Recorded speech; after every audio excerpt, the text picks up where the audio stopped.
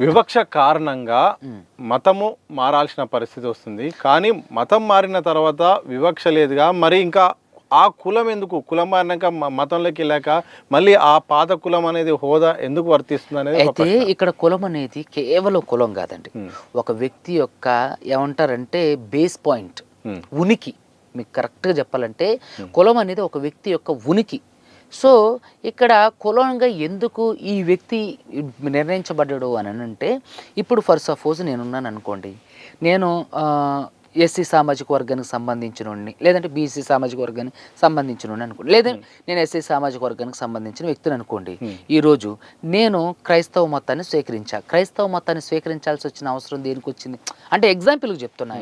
So అక్కడ ఆదిమ కాలం నుంచి కూడా దళితుల్ని శూద్రులుగా, అంటరాని వాళ్ళుగా, అస్పృశ్యులుగా, అదేవిధంగా వాళ్ళకి ఎటువంటి వెట్టి చాకరీ చేయించుకోవటం, నౌకలు ఇవ్వడం, తర్వాత వాళ్ళ స్త్రీలతో వీళ్ళు సాంగత్యం అంటే పెళ్లికి ముందు 3 రోజులు వాళ్ళతో సాంగత్యం చేయడం, తర్వాత వాళ్ళ స్త్రీలకి రొమ్ము పన్ను వేయడం, పురుషులైతే మీసాలు పెంచుకుంటే వాళ్ళకి మీసం పన్ను వేయడం, తర్వాత వాళ్ళు చచ్చిపోయినా సరే పన్ను కట్టి ఇలా నడ్డి విరిచే పనులు చేసి వెట్టి చాకిరి చేసినటువంటి ఒక వ్యక్తి తను ఒక కులం నుంచి వచ్చిండు. తనను పరిపాలించే ఒక కులం నుంచి ఒక వ్యక్తి వచ్చిండండి. ఇప్పుడు ఇతను బ్రిటిషర్స్ లేకపోతే ఇంకొకళ్ళు వచ్చి వాళ్ళకి చదువుని, విద్యని, ఉద్యోగాన్ని అందించారు. అందించిన తర్వాత వీళ్ళ దగ్గర ఎవరైతే ఈ వెట్టి చాకరికి గురి కాబడుతున్నటువంటి వ్యక్తులు ఎవరైతే ఉన్నారో వీళ్ళంతా ఒక 85% వేసుకోండి. మిగతా వాళ్ళు ఎవరైతే రూలర్స్గా ఉన్నవాళ్ళు వాళ్ళందరినీ ఒక 15% వేసుకోండి. 15% ప్రజలు వీళ్ళందరూ ఏది ఎస్సీ, ఎస్టీ, బీసీ, మైనారిటీ, తర్వాత ఇప్పుడు ఓసీగా చెప్పుకోబడుకున్న కొన్ని కులాలు ఏది రెడ్డి, కమ్మ, కాపు, బలిజై, శెట్టి బలిజై, వీళ్ళందరూ కూడా శూద్రులే. సో వీళ్ళందరూ కూడా 95% వేసుకోండి. బ్రాహ్మణ, క్షత్రియ, వైశ్యులు లేదా 85%, బ్రాహ్మణ, క్షత్రియ, వైశ్యులు ఒక 15% వేసుకోండి. ఈ 15% ఉన్న వాళ్ళ దగ్గరేమో రెడ్డిని, కమ్మని కూడా కలుపుకుంటే 15% ఉన్న వాళ్ళ దగ్గర 80% భూమి ఉంది. 85% ప్రజలు ఉన్న వాళ్ళ దగ్గర 15% భూమి ఉంది. చాలా అంతరం ఉంది, చాలా. సో ఇక్కడ ఈ ఒక ఎస్సీ సామాజిక కులానికి సంబంధించినటువంటి వ్యక్తి ఉండు.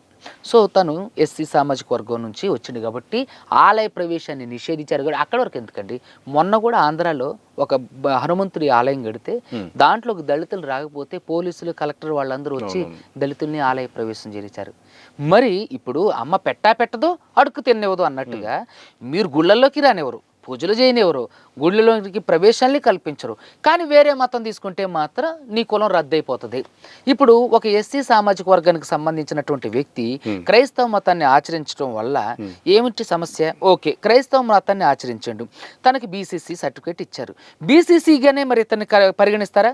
ఇప్పుడు ఒక మాల ఉన్నారు, లేదంటే ఒక మాదిగ ఉన్నారు, ఒక డక్కలి ఉన్నారు, ఒక చెంచు ఉన్నారు, ఒక బోయ ఉన్నారు, లేదంటే ఒక కోయ ఉన్నారు, లేదంటే ఒక లంబాడ ఉన్నారు.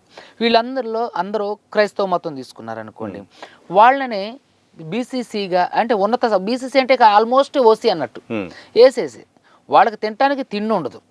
సో వాళ్ళని తీసుకెళ్ళి బీసీసీలో వేస్తారు. సో వాళ్ళకి ఎస్సీలో ఉన్నటువంటి, ఎస్టీలో ఉన్నటువంటి, బీసీలో ఉన్నటువంటి రిజర్వేషన్ వర్తింపు చేయకుండా బీసీసీలో వేశారనుకోండి, వాడిని వాళ్ళని లంబాడి అనే, మాదిగ వాళ్ళని మాదిగ వాళ్ళనే, మాలవాడిని అనే అంటారు తప్ప కులం పోదు.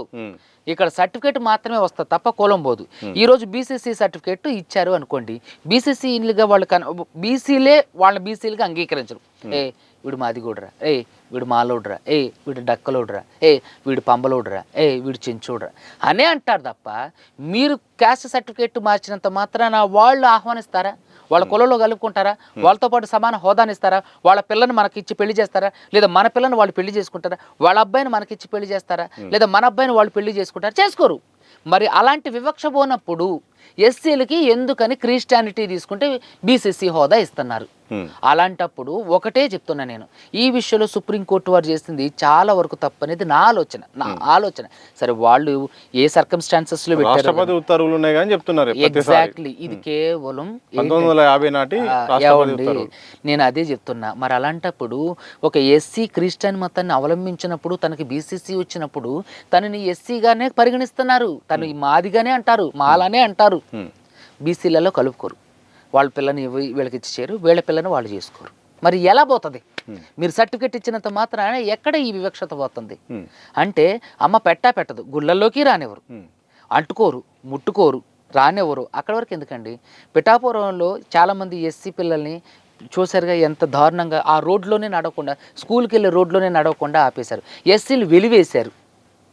మరి ఇంత వెలివేతకు గురి చేసి, ఇంత దీనత్వంలోకి దిగజార్చి, ఇంత క్రూరంగా పాశవికంగా అంటే ప్రవర్తిస్తూ ఈ వాళ్ళకి స్వావలంబన, వాళ్ళని మనుషులుగా గుర్తించి, వాళ్ళకు చదివిచ్చి, ఉద్యోగం ఇచ్చి, ఉపాధి కల్పించి, ఇది ఆరోగ్యాన్ని కాపాడి వాళ్ళకి హాస్పిటాలిటీని అందించినటువంటి ఒక మతాన్ని స్వీకరిస్తే మాత్రం కులం వెంటనే పోతుంది. ఇది ఖచ్చితంగా ప్రతీకార చర్య కదా. ఇది మనుషుల మనోభావాలను దెబ్బతీయటం కదా, వాళ్ళ గురికి మీద దెబ్బ కొట్టడం కదా. అరే నువ్వు ఇది కాదురా, నువ్వు ఇది అని చెప్పేసి అన్నప్పుడు ఇక్కడ ఉన్నటువంటి కేటగిరీ వాళ్ళు ఇక్కడ ఉన్నటువంటి వాడిని ఇందులో జాయిన్ చేసి సర్టిఫికెట్గా మాత్రమే జాయిన్ చేస్తున్నారు తప్ప వ్యక్తిగతంగా కానీ, సామాజికంగా కానీ, రాజకీయంగా కానీ, తర్వాత భౌగోళికంగా కానీ, భౌతికంగా కానివ్వండి, పెళ్లి కానీ, పెటాకులు కానీ ఇందులో జాయిన్ చేయట్లే. ఒకవేళ ఇందులో జాయిన్ చేయటం వాళ్ళ ఉద్దేశం కాదు, వీడిని భయపెట్టించి బెదరగొట్టించి ఇక్కడ ఒక మతాన్ని వాళ్ళ మీద రుద్దాలి. సో ఆ మతాన్ని రుద్దిన తర్వాత వాళ్ళని అంటే దాని మీద ఒక రాజకీయ అంటే సింహాసనాన్ని ఏర్పాటు చేసుకోవటం వీళ్ళ ముఖ్య ఉద్దేశం.